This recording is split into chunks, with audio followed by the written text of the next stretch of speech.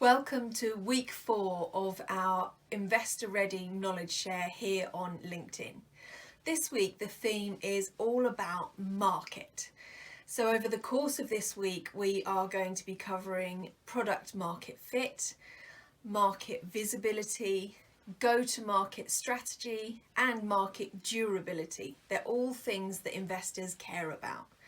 Today, however, we're going to focus on defensibility, the defense of your product or service in the market. Investors obviously care about this because they don't want your product to disappear overnight and their money with it. So what are the two things to really think about when it comes to telling investors about your company? Number one is, have you actually protected your IP properly? If you haven't protected your IP, you are wide open to people taking advantage of that, to copying what you do, and being able to eat into your market share, and in some cases in the past actually completely knock you out of the market altogether. So making sure that if you are able to have copyright, if you are able to patent things, if you've got proper trademarks and word marks attributed to protect not just your products but your company brand, then absolutely make sure that you get that done.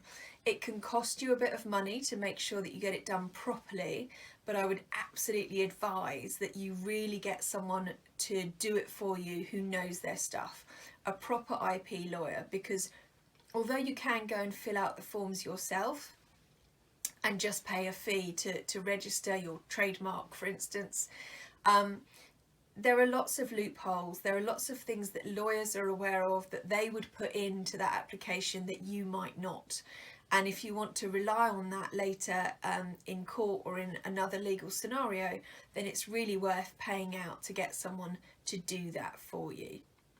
The second part of defensibility is looking at who else might want to enter your market and how quickly could they do it.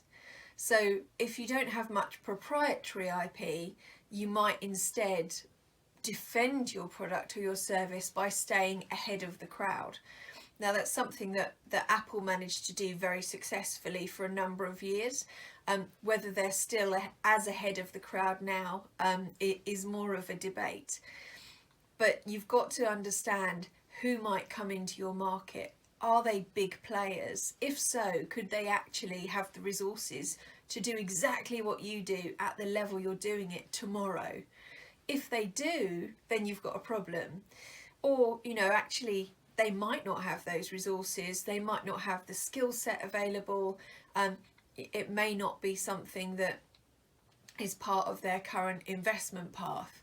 So you need to be able to explain to investors if there's anyone like that and what you know about what they're doing or what they've tried in the past. So those are the two key things to think about when it comes to defending your product or service in the market. And I look forward to seeing you the rest of the week when we continue to talk about market.